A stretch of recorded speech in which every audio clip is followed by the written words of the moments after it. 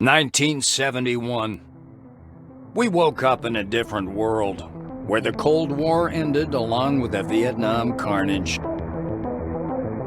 All because of the Dome.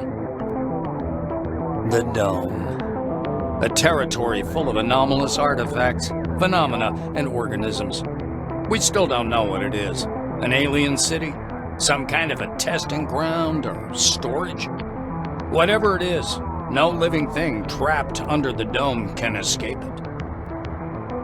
Yet even this did not stop the research. The major powers created the Cronus Megacorporation to develop and explore the Dome. Its secrets became a lucrative business. The Spire station was built on top of the Dome to export the artifacts and import supplies and personnel. The city of Crystal Sands grew at the foot of the Dome, eventually becoming a major transportation hub. All this required thousands of employees, and there was no shortage of candidates. Romantics, pragmatists, and adventurers of all trades swarmed recruiting centers around the globe, seeking jobs at Cronus. You were one of those people.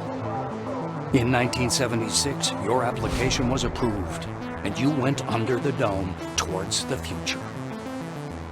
Whether a good one or a bad one, only time will tell.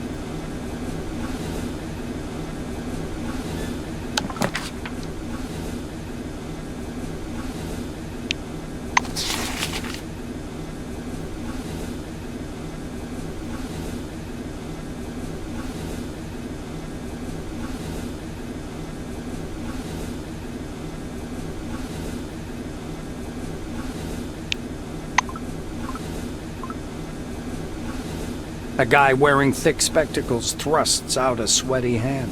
Monty James, Silverwing.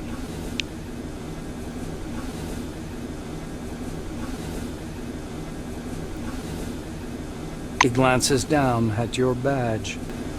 When I had the opportunity to look over the files of my future colleagues, I couldn't resist. I don't want to sound boastful, but silver level clearance has its advantages. Monty winks. Monty makes a ring with his thumb and forefinger. You were number 63,784 on the waiting list, but you were lucky enough to get into the dome after only 16 months. Besides that, zero, nada, absolutely nothing. You're a dark horse for both the Foundation and myself. How exactly did you end up in this wing? The Silver shakes his head. Honestly, I envy you. Yeah, I do. I understand pretty much nothing about computers. A typewriter is more my speed. How do you keep track of all the different commands? I have no clue how anybody could ever get adjusted to it. An uncomfortable silence rises between you, and Monty abruptly changes the subject. He taps the narrow illuminator panel with one finger. Look, there's a storm rising. The lightning is strange. Green. Should lightning be green? This is my first sandstorm.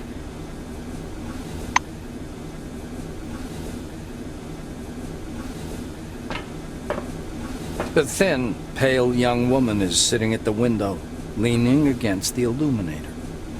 The glass is slightly fogged with her breath. She turns to you. Her shiny badge reads Tomoko Kimura, physiologist. We've crossed the border. No way back now. Even traveling by the funicular wasn't so thrilling. The white presses small hands to her blushing cheeks. You were thinking, why have no children been born under the dome? I've got a working hypothesis, but I'm not ready to share it yet. She says softly, as if answering a question you didn't ask. Kimura peers through the glass in the direction you indicate. Oh, that's the aircraft that crashed into the dome during the first expedition. I believe that's a wing fragment, and there's some white canvas. What do you think that is? Maybe a parachute? The white shakes her head, bewildered. I just can't believe it. It's all true. We're on our way to meet the future. Kimura shoots you a surprised look. You're familiar with the details of the briefing, right? To put it simply, the dome is a selectively permeable environment. The white draws an invisible hemisphere in the air. Inorganic objects may exit the dome without difficulty, but any living creature dies if transported back to the outside world. That's why we're all stuck here for an indefinite period of time.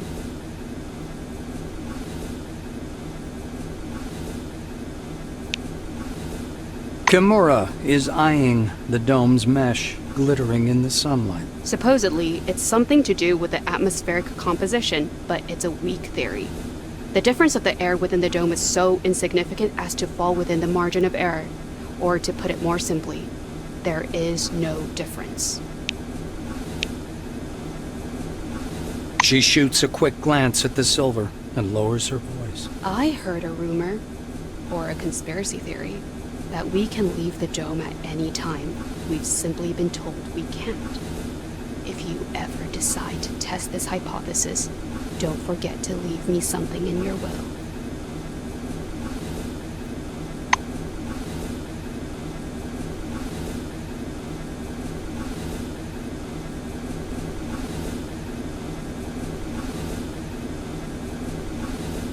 A man with a mustache and a blue jumpsuit is standing at the window, studying the construction site below through the occasional break in the clouds.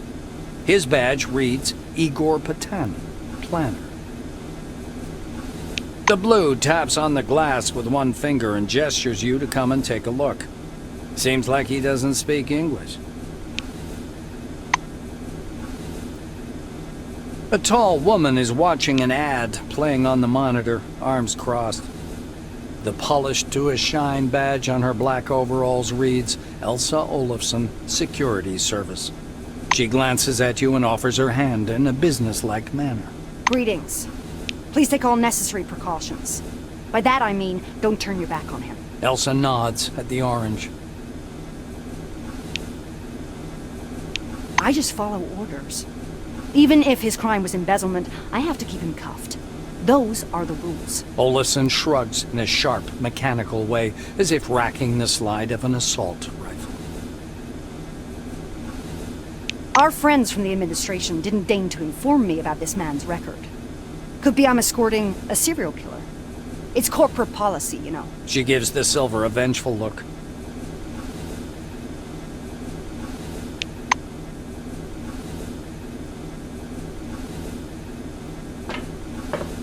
Rona's Foundation presents gleaming, futuristic, state-of-the-art cities straight from the pages of science fiction. Well-paid, safe employment, career advancement opportunities, and a world-class social safety net. Noble and intellectually stimulating work in state-of-the-art laboratories. We're thrilled to welcome you to the Dome. Please hold on to the handrail and prepare for landing. Stopping by the door's porthole, you watch as the ground slowly approaches.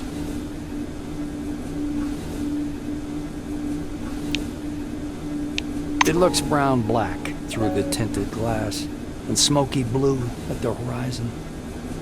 It almost seems like the clouds are pulling apart there. Your eye is drawn to the cluttered eastern section of the dome, where you see a block of warehouses and something resembling an observation deck.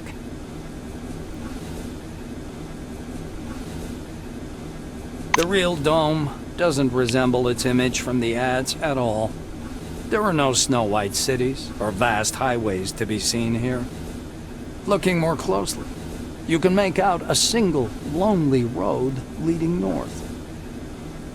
A few sheds, a radar installation, and the glittering antenna of a radio tower emerge from the mists. Yes, engineers will have plenty of work here. Just as you're about to move away from the window, you notice a whirlwind beginning to form above the ochre plain. The gathering storm drifts unhurriedly above the desert, a crown of green lightning flashing at its core. Clearly no ordinary weather phenomenon. It must be one of those anomalies. You freeze by the window, unable to avert your gaze.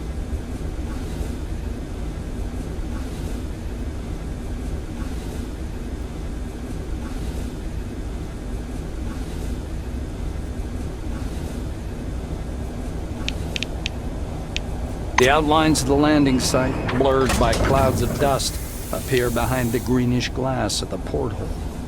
The capsule shudders as the braking devices engage.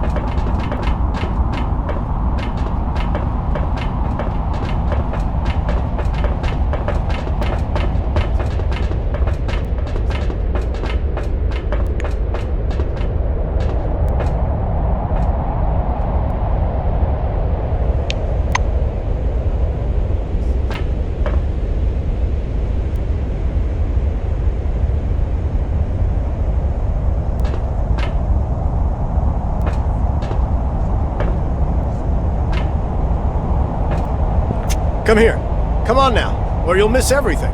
A cheerful man in a white lab coat grabs you by the sleeve. A badge reading Ludovico Nuzzi, scientific analyst, export department, dangles loosely on his clean uniform, which still smells pungently of washing powder. Look over there. He points upward with a sharp, wide gesture and hands you his field binoculars. You raise the binoculars to your eyes. Under fourfold magnification, the whirling cloud above the rust-colored plains looks even stranger. Its core glows with flickering green light and flashes rhythmically, and that rhythm seems to form a complicated pattern. Nuzzi bends close to your ear. Fascinating. Do you want me to bring some filters? If we intercept the red and blue spectrums, we'll see something amazing. It's like a signal, some kind of message. I don't know. Ludovico laughs unnervingly and snatches the binoculars from your hands. With the binoculars raised to his eyes, he minutely adjusts the focus. It's a massive whirlwind north of Concord, and not merely some desert sandstorm. That's an anomaly. I hope it lasts long enough for me to make a proper observation. Nuzzi looks from you to the capsule and to the landing terminal entrance. He flings his arms up. Oh, mi scusi. Excuse me, I'm so sorry. You'd better get going or you'll be late for check-in. Your colleagues are already inside, and the storm is growing stronger. Yeah, the storm is growing stronger. The white mutters in fascination, eyes glued to his binoculars, which is fixed on the spinning whirl of clouds.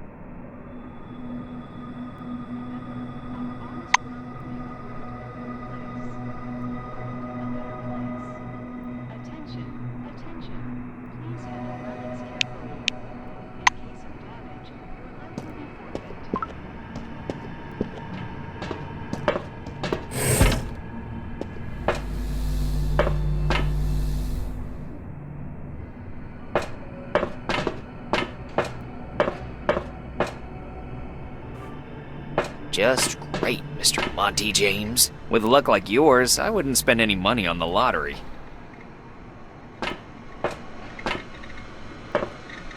Hello, come up to the desk, please. I'll register you.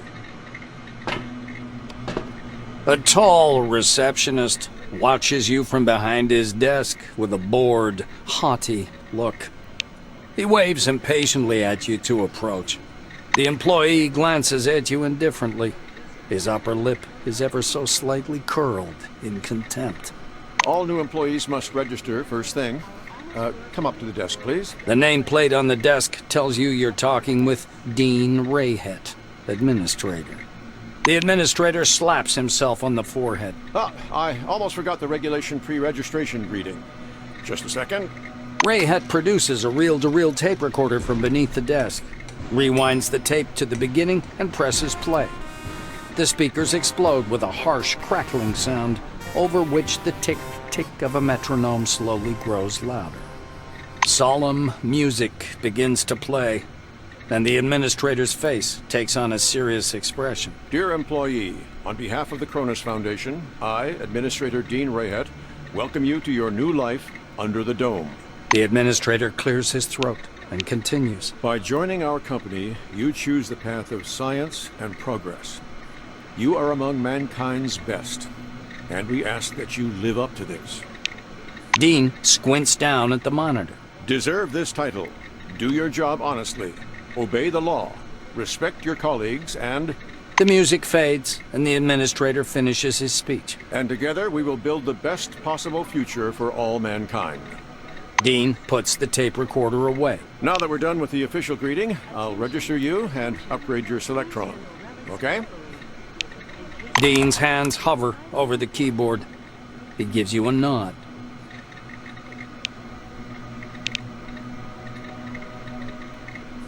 You squeeze into the narrow window, lean over the reception desk, and key your data into the database. After entering Proceed, you return to your seat. Dean mutters discontentedly to himself as he moves back to his terminal. Rayhet scans the computer screen. So your position in the waiting list was 63,784. You've been assigned to Magellan Station. A special bus will bring you there after a series of briefings. Please pass me your Selectron so I can update the firmware. Dean snaps the docking port of your pass to a recess in the casing of his computer. The administrator returns your Selectron. Now you have first-level clearance for a Blue Wing employee. You have access to storage, the repair bays, and various workshops. Your Selectron also has a built-in universal key that opens the hatches accessing the air shafts. Dean continues. All new employees have a short list of tasks to perform on arrival. Do you want to hear all the details or just the short version? Rayhet nods and points at the ceiling. First, you need a set of combat gear. Talk to Sidney Maynard, he'll give you everything. Dean extends his second finger. Second, weapons. Ms. Margarita Takachenko is the clerk at the armory. After she dispenses your firearm, you'll need to head to the training zone for a brief weapons handling exam.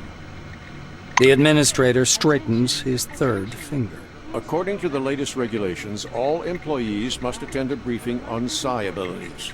Apply to instructor Andriy Mihai. Dean extends his fourth finger and looks at you meaningfully. Did I tell you about the combat and tactical training? The fourth step is to visit instructor Winston Botherby. And finally, science is the overarching purpose behind everything we do here. Go to Professor Van Alden to learn how to study relics, avoid anomalies, and catalog scientific knowledge. This training is mandatory for all wings, not just White. Dean finishes. Dean catches himself. Oh, and when you're done with your trainings, proceed to the waiting room. From there, you'll travel to Magellan by bus. The administrator looks up at you again. That is all. He reaches for the tape recorder, but thinks better of it. Protocol calls for a little welcoming preamble, but dash it all, that's nonsense. Welcome to Concord Station. As he's about to turn away, Dean suddenly remembers something. Oh yes, I sent your mail to your Kairos. Check your new messages. Well, that's all, I think.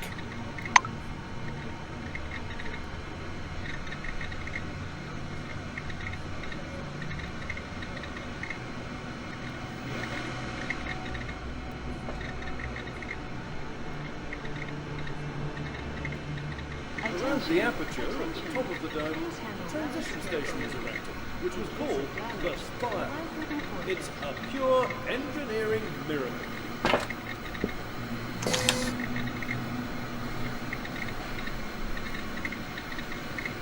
Welcome. We are Cronus, your reliable guide to the world of the future. When the dome was found, a small research camp was built nearby. Thanks to the efforts of our brave men, it had soon... I'm all ears.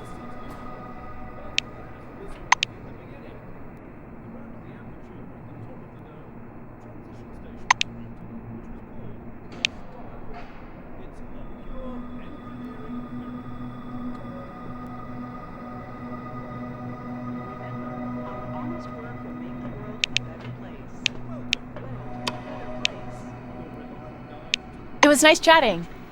When the dome was found, a small research camp was built nearby. Thanks to the efforts of our brave men, it had soon become a city. But that was only the beginning. Around the aperture at the top of the dome...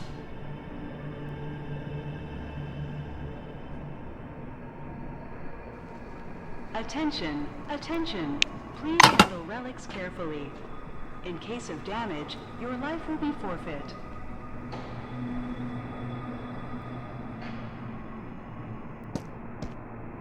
Behind the storage counter, you see a small, neat guy. His gingery hair shines with something like brilliantine.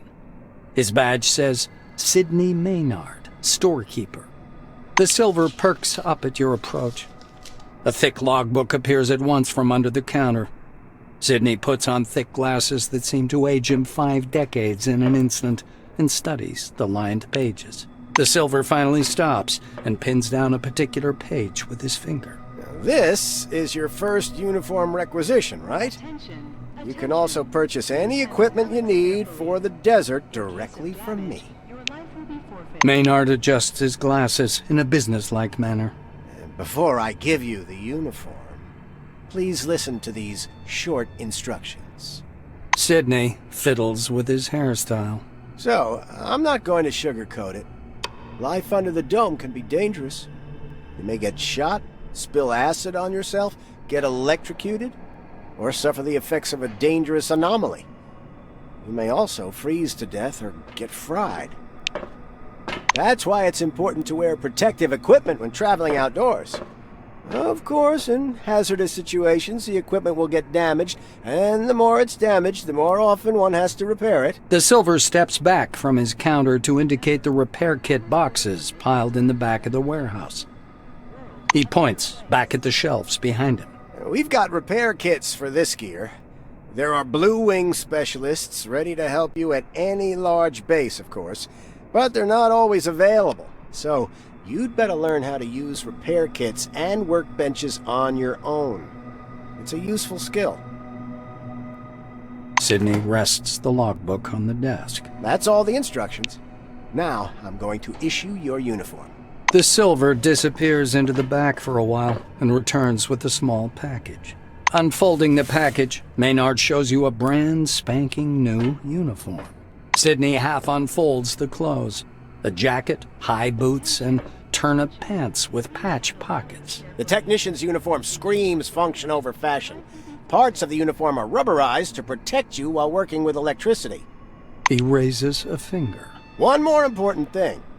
In accordance with Order 16-225, helmets and gloves are not issued, but they're available for purchase from me. Please bear in mind that a full set includes headgear or a mask, jacket, trousers, gloves, and boots. Sidney hands you the package. Here's your uniform. Enjoy. Sidney adjusts his glasses. Sure, I'll show you what we've got. You know, we're pretty well stocked here in Concord. Take a look. Sidney scribbles something in his logbook. Please come back anytime if you need something.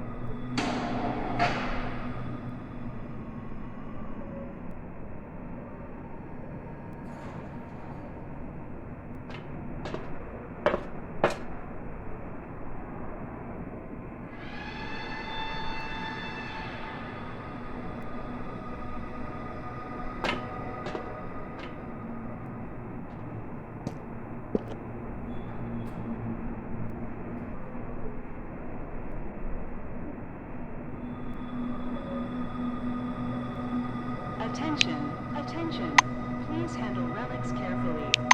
In case of damage, your life will be forfeit. Anything urgent, Mr. Krachkov? Katarzyna, did you mark it as Class 1 again, instead of 2? Look, here's the scanner data. It says the relic is a scientific device. Wait, but it's still Class 1. I'm not going to violate protocol. Katarzyna, my dear, you may violate protocol as long as it benefits the company.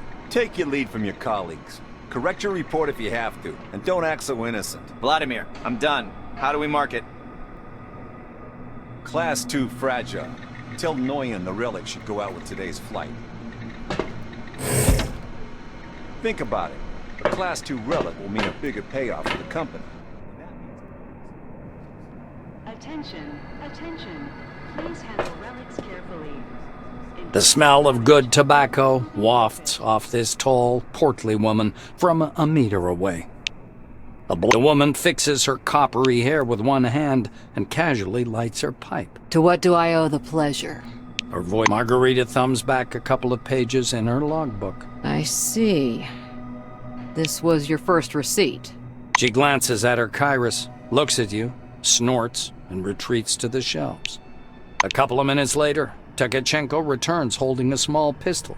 She puts the gun on the counter and strokes the Bakelite grip with a strange affection. Pistols are good.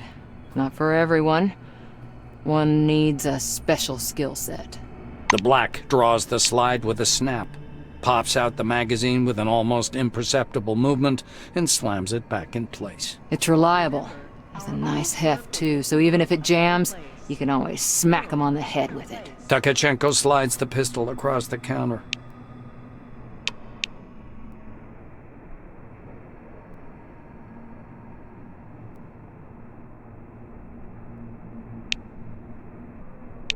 Margarita drags on her pipe and releases a puff of thick, yellow smoke. I see you know the rules and won't cause problems. Attention, attention. Please handle relics Tkachenko tamps down her tobacco. Nice accuracy, but the stopping power is too low to call it a killing machine. Still, it's an all-around excellent weapon. The armorer shrugs, puffing indifferently on her pipe. It's the least I could do. We have a requisition list from the Silvers. For free, you receive only rubbish. If you want the real deal, check out the weaponry shop. Or me. Leaning over the counter, the black points somewhere off to one side. Now it's time for your training. Botherby is already waiting for you by the big gate. He's a bit dotty, but a good man nonetheless. But before the training zone, go see that wizard guy with his toothpicks. Be careful around him, though. Don't let him pitch you a line. Psychic my ass. She winces in disgust. Our honest work will make the world a better place. World a better place. I'll complain to the Silvers about that idiot. They'll take the appropriate measures. Attention, attention. Please handle relics carefully. In case of damage, your life will be forfeit.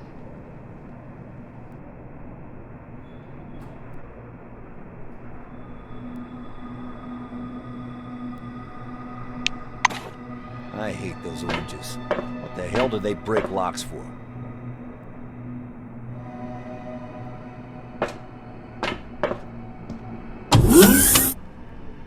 Remember, our honest work will make the world a better place. A lean Silver with thick black hair and a huge cigar clamped in his teeth is sitting in front of you. As you approach, he flashes a sly grin and slowly raises an outstretched hand above the table. Something really weird happens. All the paper clips, pencils, scattered toothpicks, and bits of trash float up from the table and hang in the air. The silver badge reading Andrei Mihai, Science Instructor, floats up as well. In case of damage, your life will be forfeit. Here for the briefing, huh? Shall we get to it? He takes the cigar out of his mouth and exhales a lush cloud of smoke. The Silver props his elbows on the table. Anyway, here's the deal. It's more profitable for people with a high psyche to study psionics. Give me your hand. Not waiting for an answer, he grabs your hand with strong, dark fingers.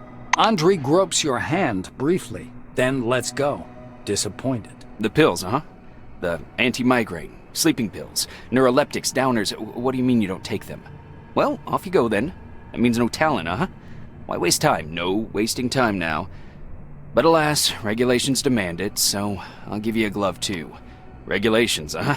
The Silver takes a thin glove covered in talc from his desk and passes it to you. Look, a glove, right? But it isn't just a glove. This is an ooh mama hold me tight glove. It takes energy from your noggin, your psyche, and pew concentrates it. He counts off on his fingers. Learn psionics. Put on the glove. Transform energy into the necessary shape.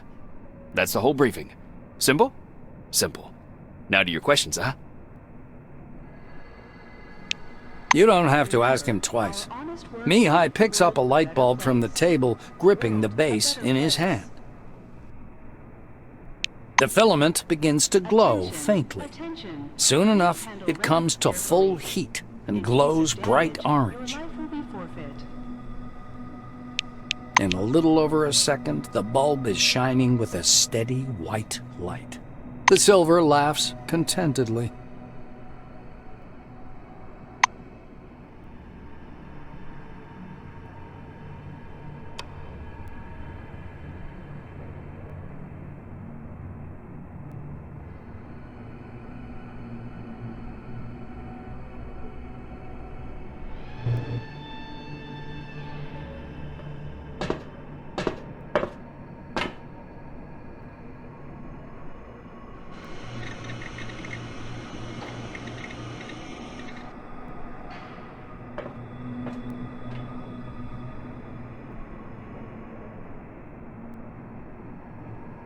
As you reach to open the sliding door, an engineer in a bright blue jacket stops you. Hold on there, Chief. It's out of order. See?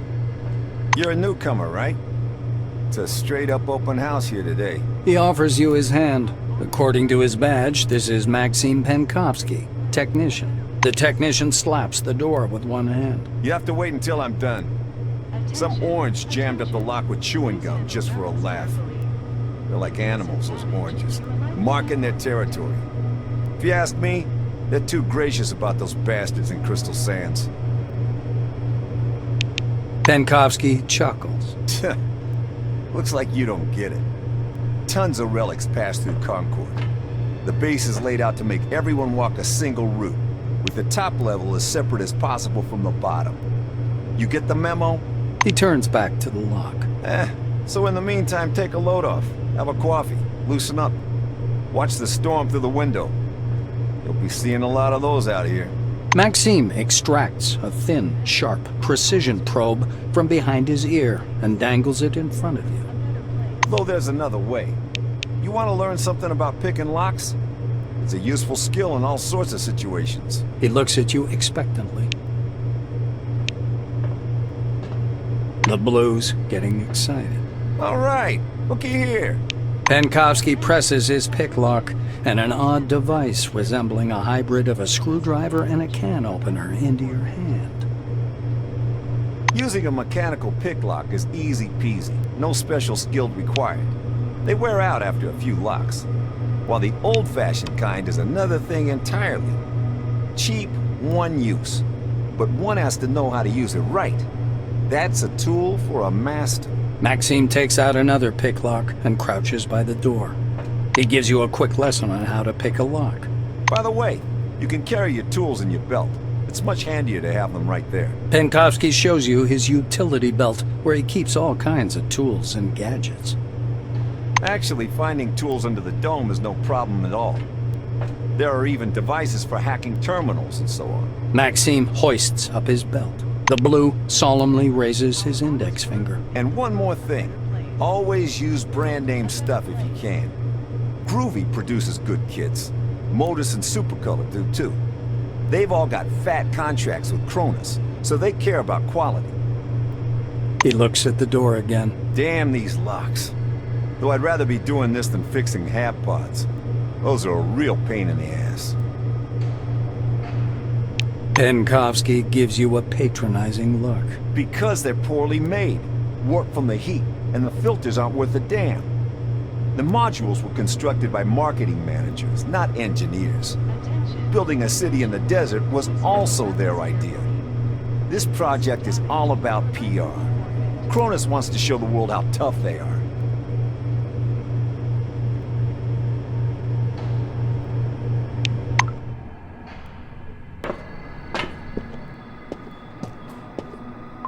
I don't like you. Attention, damage, your life will be forfeit. Maynard puts his glasses on again. You again? Pretty sure you got your uniform already. Anything else I can do for you? Sidney adjusts his glasses. Sure, I'll show you what we've got. You know, we're pretty well stocked here in Concord. Take a look. Sidney scribbles something in his logbook. Please come back anytime if you need something.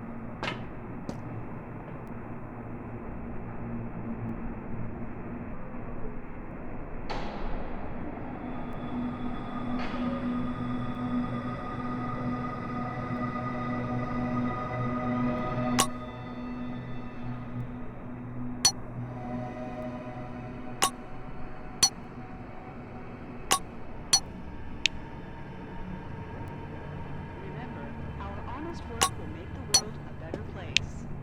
World a better place.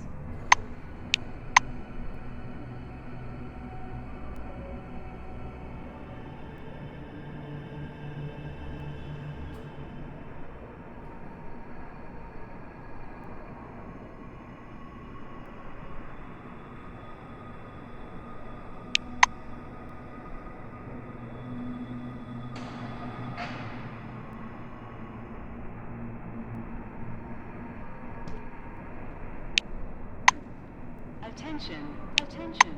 Please handle relics carefully. Maynard puts his glasses on again. Sidney adjusts his glass. Sidney scribbles something in his logbook. Please come back anytime if you need something.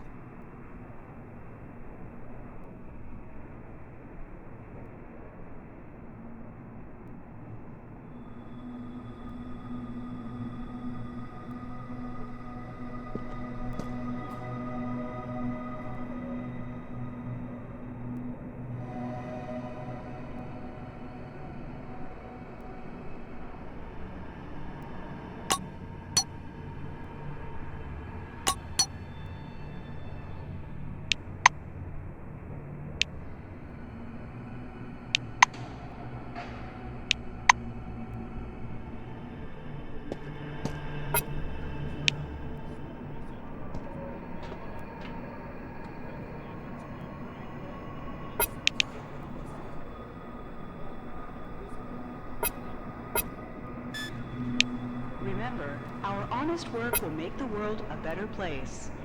World a better place.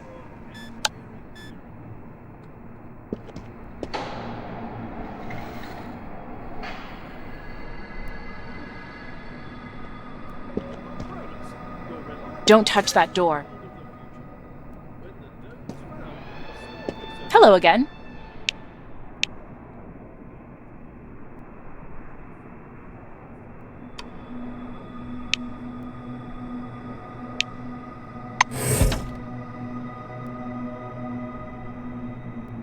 It was nice chatting.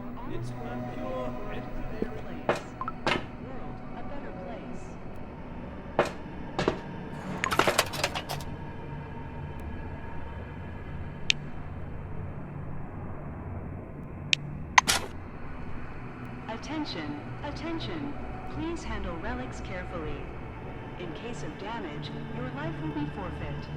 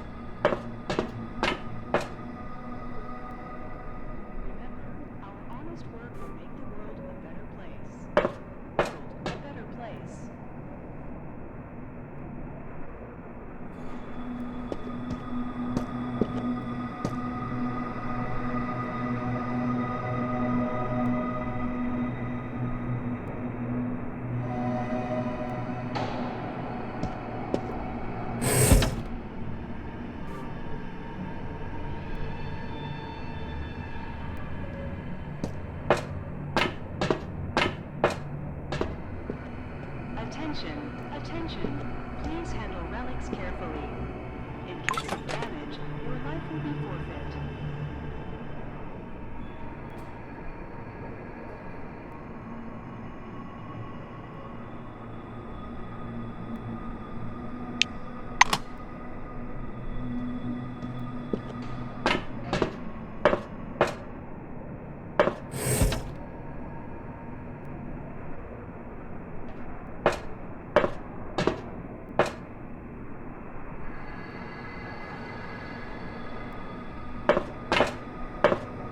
Good day.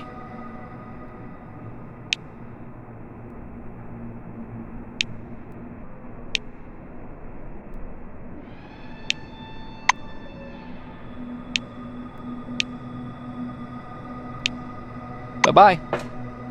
Remember, our honest work will make the world a better place.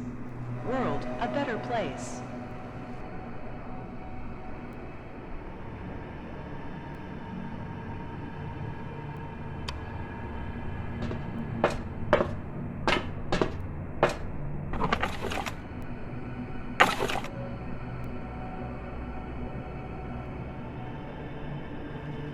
Attention, attention. Please handle relics carefully. In case of damage, your life will be forfeit.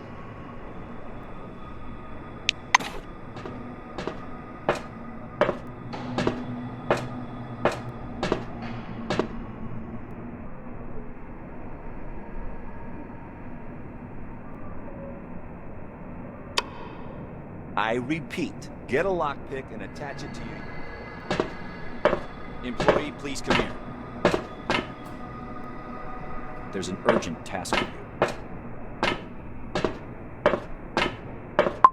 I'm all ears. Remember, our honest work will make the world a better place. World a better place.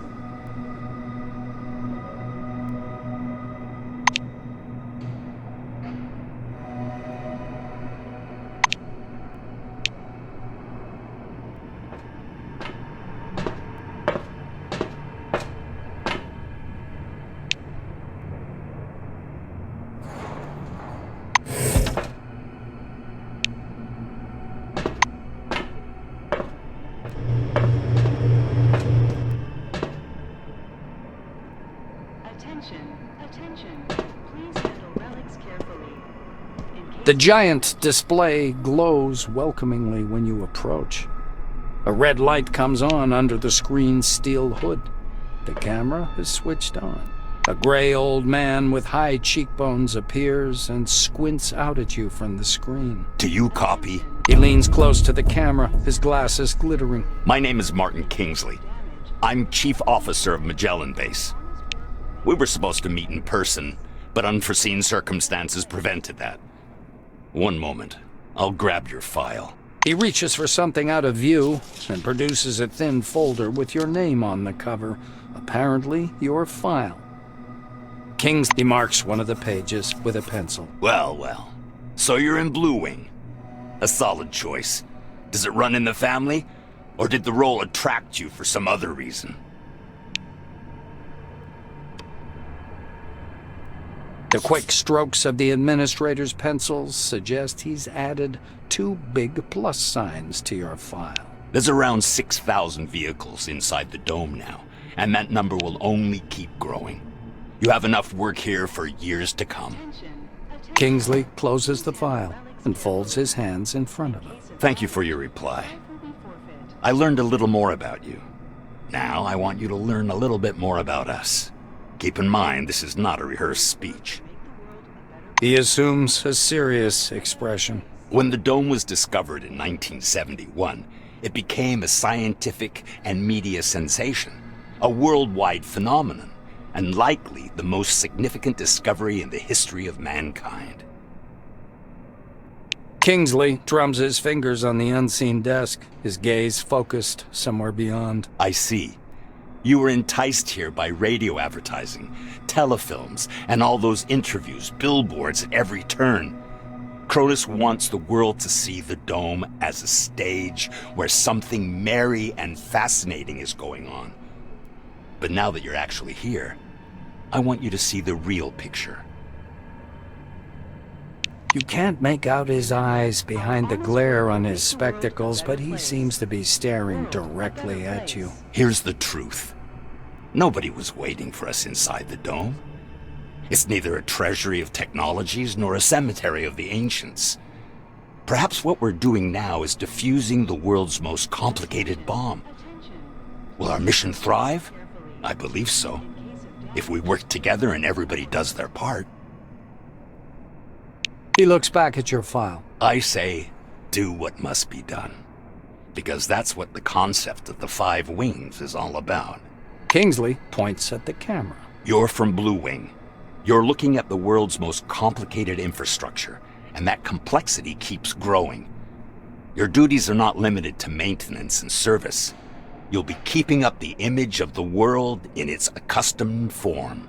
Without hot water and electricity, people will revert to beasts in an astonishingly short order, though it might seem that. Putting the folder aside, he sits back and stares at you in silence. It gets so quiet that the ticking of a clock can be heard through the speakers. Kingsley sighs quietly. You were probably waiting for some boilerplate welcome speech, but I prefer to talk about real-world problems. Glad to meet you. Martin nods slowly. I apologize once again for this long-distance meeting. Now, as we don't have much time, I'd like to get to the point. I'm sure you're curious why you were taking off the bus to Magellan and brought here instead. He moves closer to the camera. I'm going to show you a short video. Please pay attention. Kingsley's face freezes on screen. I have an urgent mission for an employee of your background and qualifications. I'd have assigned someone from Magellan, but I'm short on personnel. That's why it has to be a newcomer. I apologize again for the rush, but it seems I have no choice. Martin noisily clears his throat. Maybe you've heard about Nashville Base. While preparing the materials for this mission, I came across a short documentary film about the complex. I think you should watch it. The speakers produce a hollow click. Purple, gray, and black spots flicker on the screen. A blurred title, The Cronus Archive 1971 to 1974, was used in the production of this recording, appears at the bottom. The shadow of an airplane flies across a faded yellow desert.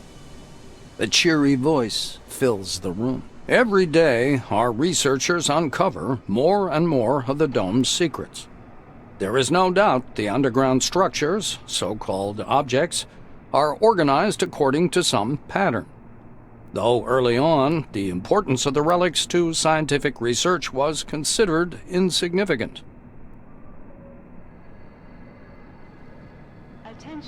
Attention. Please handle relics. The desert dims into the black of a chalkboard. White lines drawn by an invisible hand begin to sketch a schematic of the dome. The narrator continues. By 1972, however, many important discoveries had come to light in a period of only a few months, and the construction of stationary research bases adjacent to the more promising objects began. Personnel moved into Ankara in May of 1972, and within half a year, Boston and Dessau were also brought into service, though the biggest discovery was yet to come. The picture changes to a chasm suffused with electric light, people bustling about everywhere. The speaker's voice seems to come from a distance. In November of 1973, a massive network of underground caves and a structure of hitherto unseen complexity was discovered in Sector C-12. Soon afterwards, the construction of C-12 Nashville began. The camera glides through dim caverns as the silhouettes of bizarre mechanisms emerge. Metal structures loom up from the dark, surrounded by earth-moving machines and exhausted miners wearing orange jumpsuits.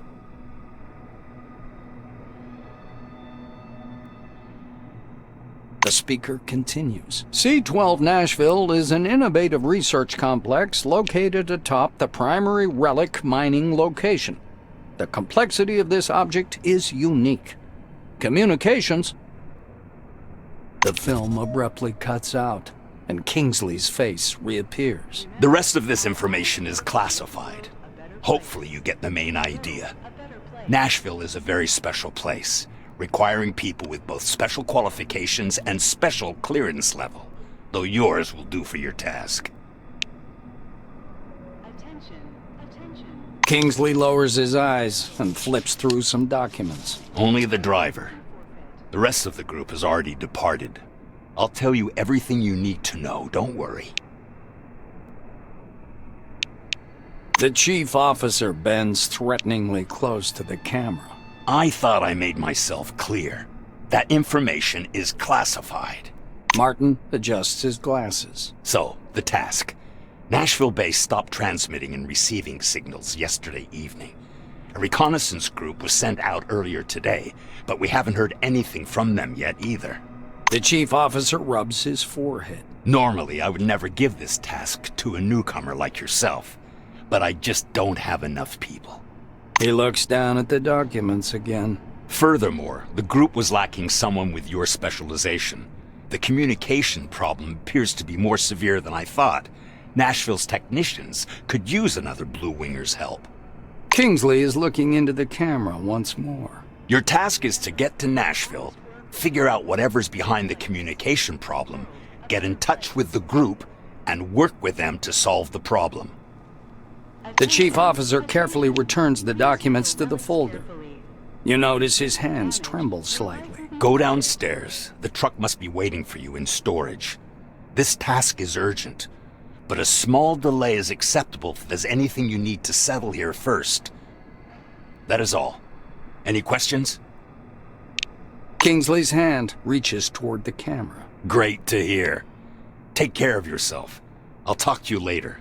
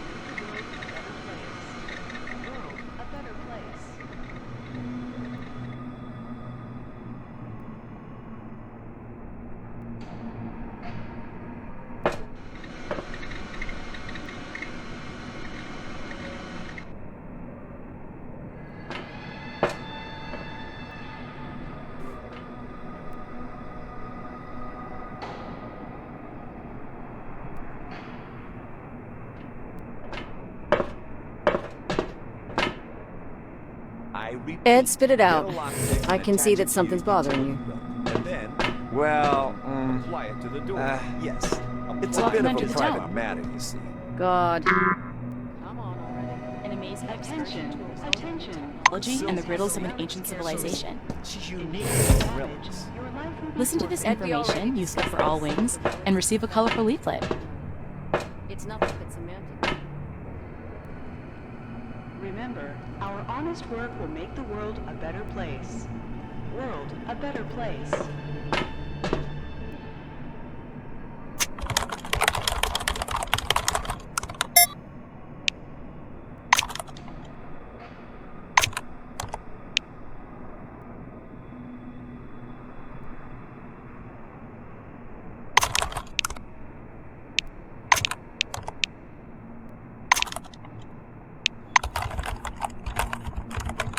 Welcome to the Dome, an amazing excursion to a world of new technology.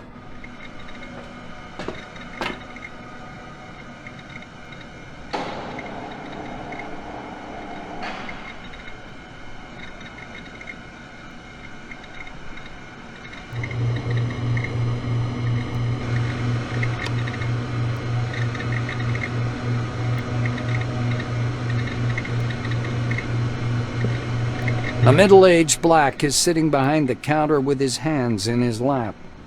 The buttons and zippers on his uniform are polished to a shine, and even his badge, Winston Botherby, Instructor, has been buffed so much it hurts to look at it. Botherby frowns as you approach. Your first act is being late for the briefing. Are you going to be late for your funeral as well?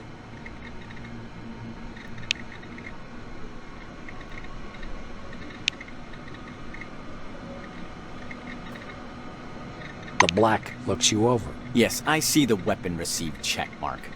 Looks like you are fully prepared to disappoint me. You are prepared, right, employee? Botherby leans over the counter and directs you to the doors. Behind this door is a combat simulation computer. Launch it and begin your course. He raises his index finger. The conditions in the training zone closely simulate those one would experience in the field. Your goal is to avoid getting lost and dying of dehydration. And try to aim the barrel away from yourself when shooting. Pulling a notepad from his pocket, the instructor jots down your name. Your goal is to hit 3 targets. I'm going to monitor you and advise as necessary. And try not to burst into tears. That's all. Go ahead.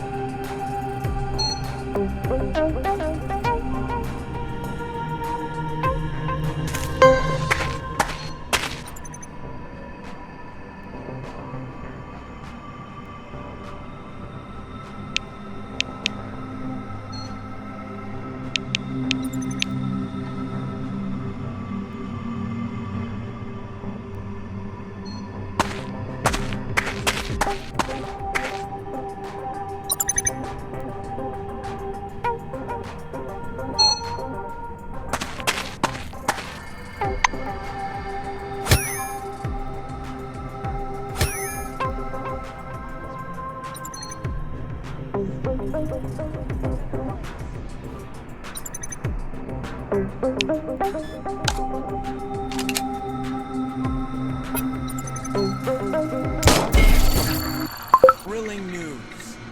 You aren't completely hopeless.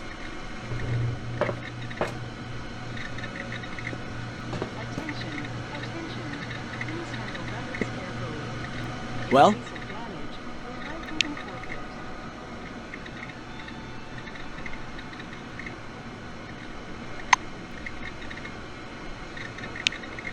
Botherby nods grandly. You made it through training without making a total fool of yourself. Congratulations. I'll send a report up the chain about your completely unanticipated success. You're dismissed, employee.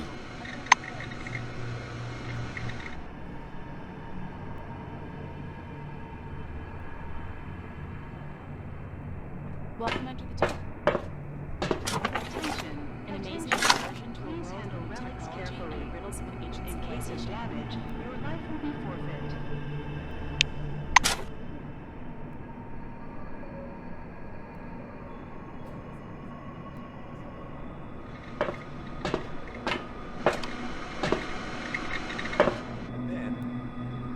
Apply it to the door. Yes. Welcome under the dome, an amazing excursion to a world of new technology and the riddles of an ancient civilization. Listen to this information, useful for all wings, and receive a colorful leaflet.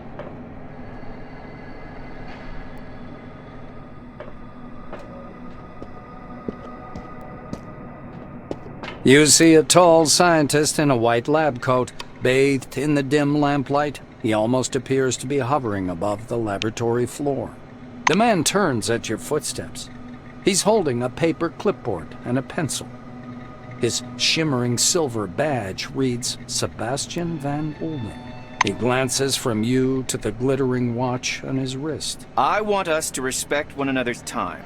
Please speak loudly, clearly, and to the point. You must be the newcomer I was told about.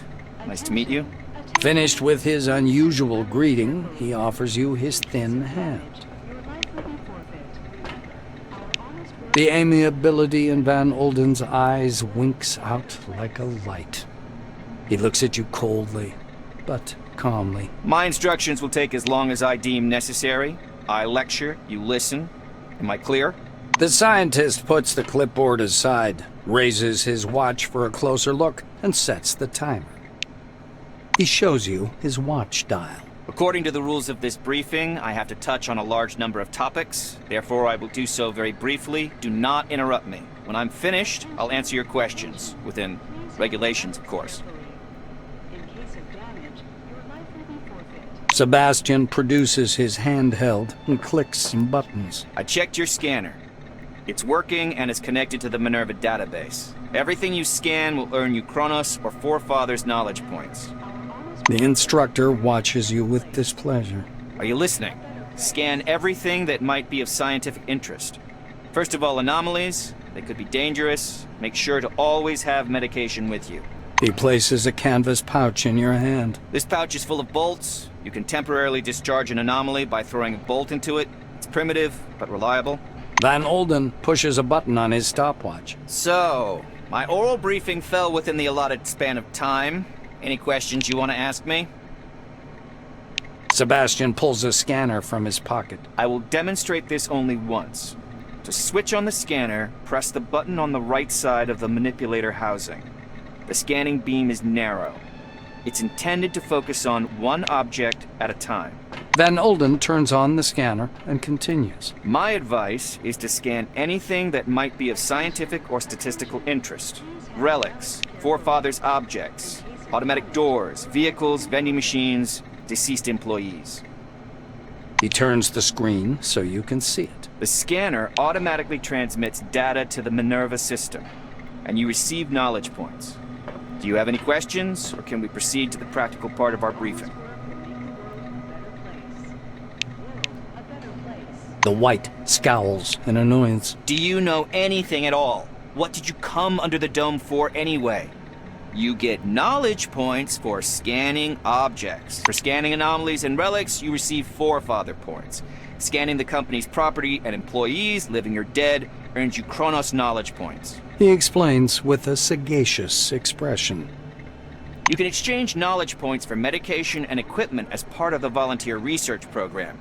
Are you ready for the next part? The clock is ticking. The instructor taps his watch meaningfully. The scientist glances at his watch again. You're within the time limit for questions. The next step is training in the artificial ecozone. He rests one finger on the button in preparation to start the timer. You're going to go downstairs and scan relics. I will be monitoring your progress. Please note there are several radioactive anomalies in the ecozone. These are the same conditions you'll be working in the field. Radioactive zones and relics are quite common under the dome. He smoothly extracts a jar of yellow pills from his pocket. Here's your Arad 3. And one more thing. Just a moment.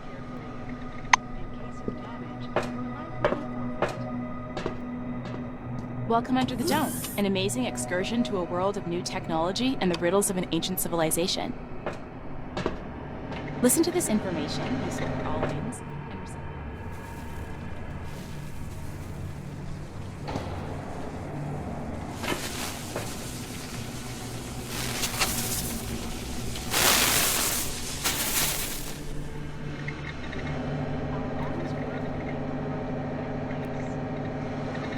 Welcome Under the Dome,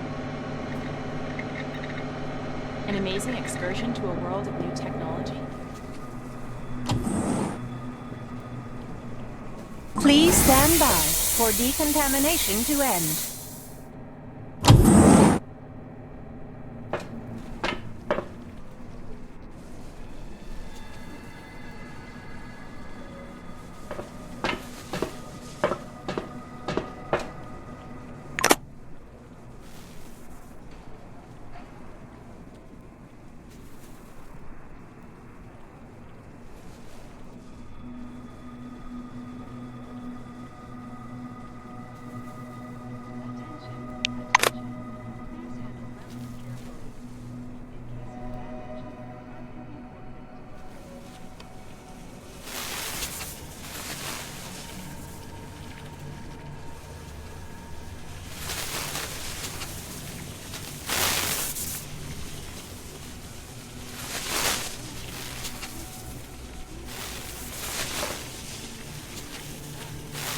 Van Olden gestures back at the ecozone. You haven't completed scanning everything yet. Finish the task first.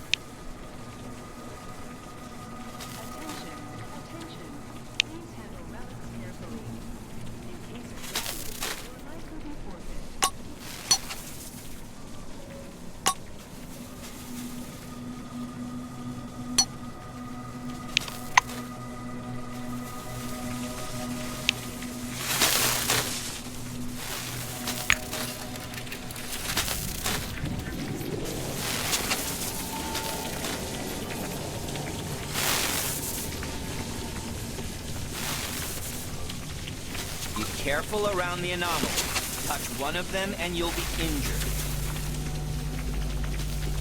Toss a bolt journal entry. Successful scanning. You're doing all right so far. Go ahead. Keep an eye on you and make sure you don't screw it up.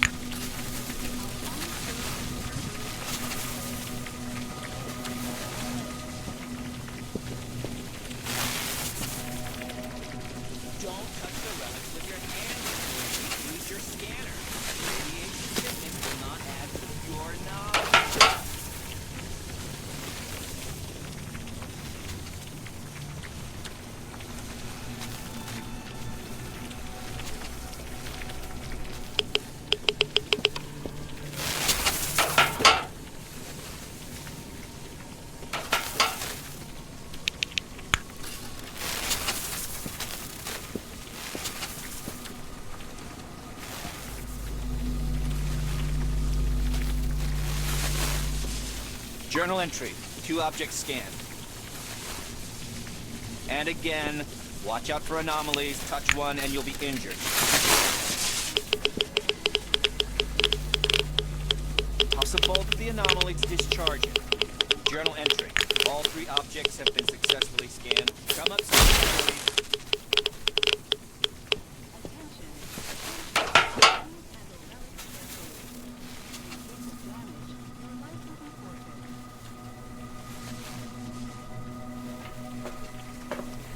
Sebastian meets you on the platform. Your finishing time is within the acceptable range.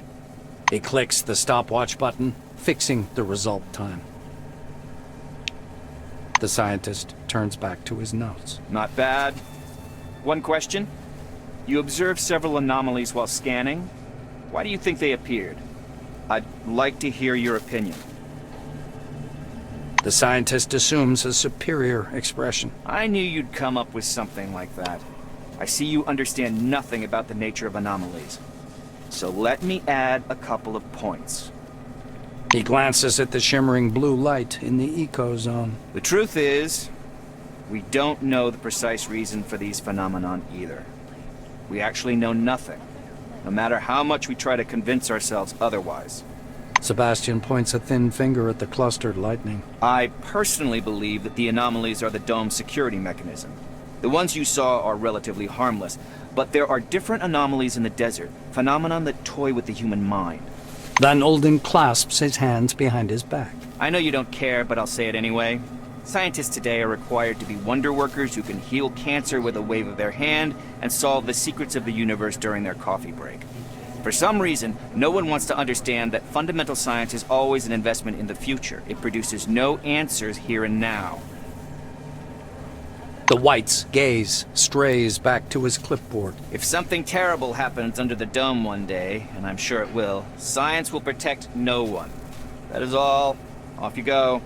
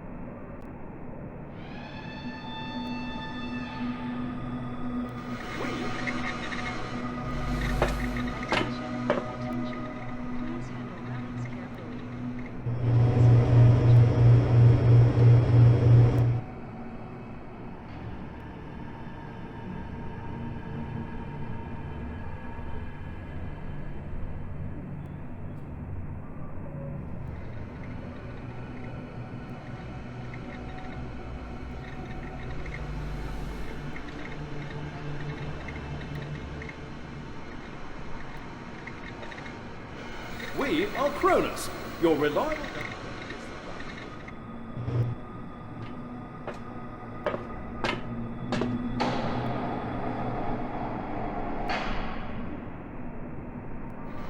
But that was... the aperture.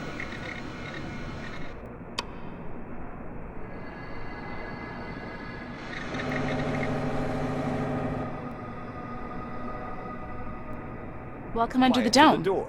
Yes, apply is the proper... An amazing excursion to a world of new technology. Attention, attention. To the Please world handle of the relics carefully. In case of damage, your life will be It's forfeit. built nearby.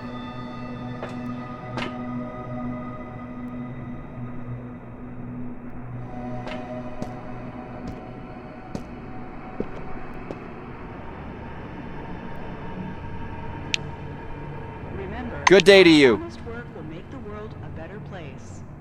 World a better place.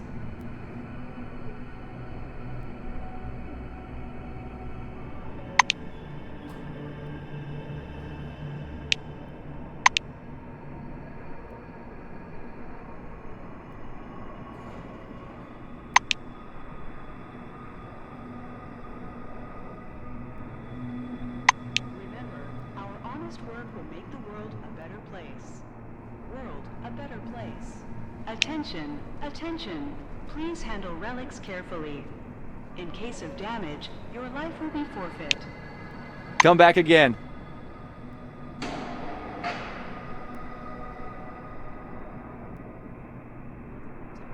And riddles of an ancient civilization. Listen to this information, useful for all wings.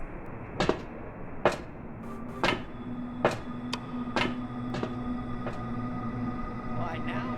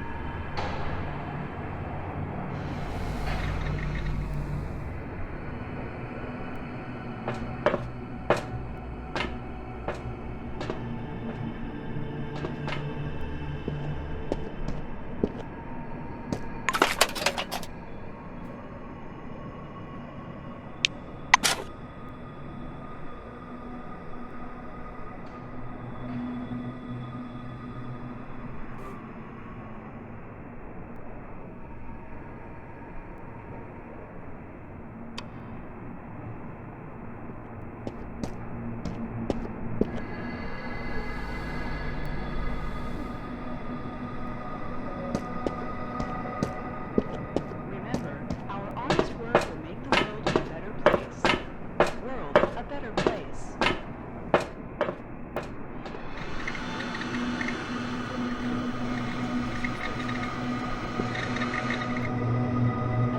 Cronus Corporation reminds you, please use a public terminal to access your account. Thank you.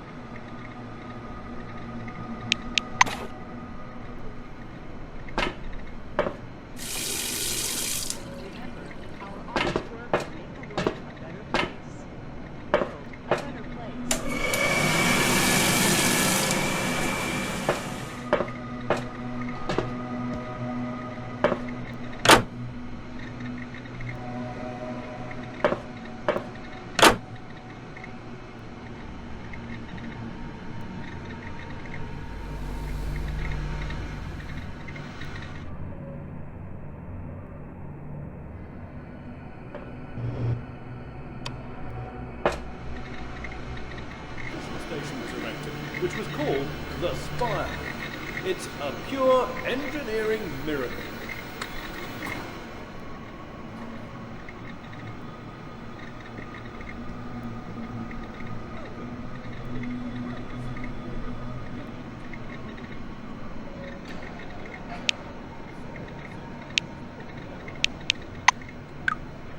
Attention, attention.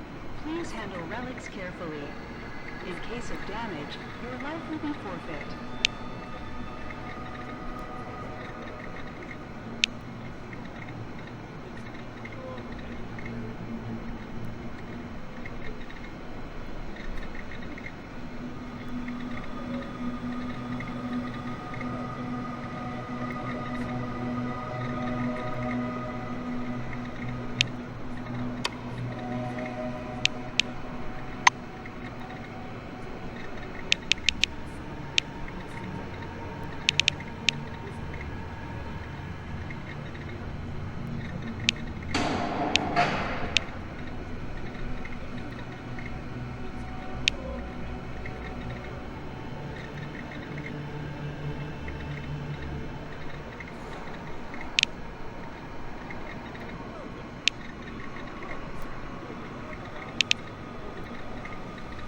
Attention, attention. Please handle relics carefully. In case of damage, your life will be forfeit.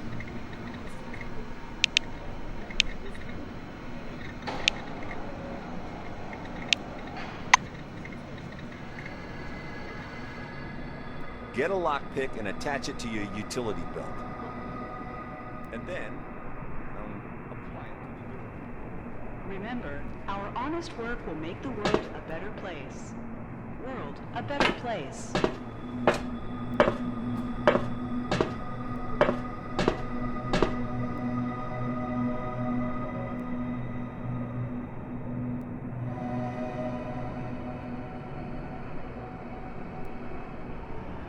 Attention, attention. Please handle relics carefully. In case of damage, your life will be forfeit.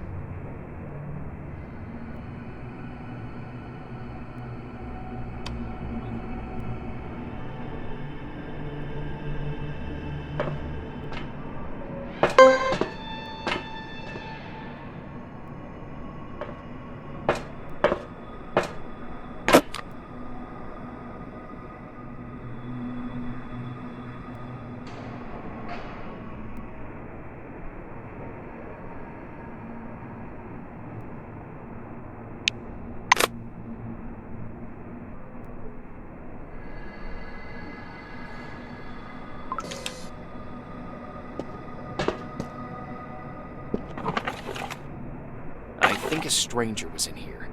I have to notify security.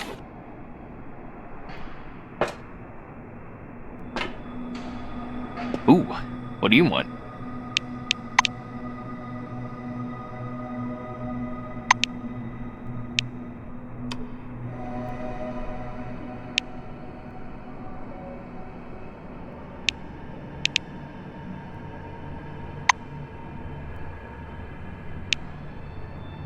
I hope we won't see you again. Attention, attention. Please handle relics carefully. In case of damage, your life will be forfeit. Speak quickly. Remember, our honest work will make the world a better place. World a better place. Get out. Why, now it's classified as Group 2. Get a lockpick and attach it to your utility You bring such belt. cool stuff from Nashville.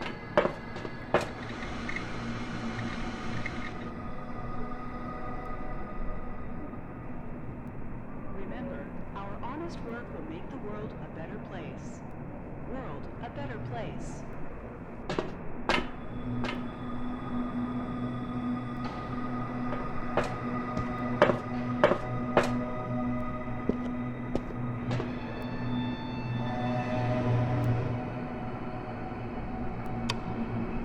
Here we go again. Having a bad day? Squabble with the wife?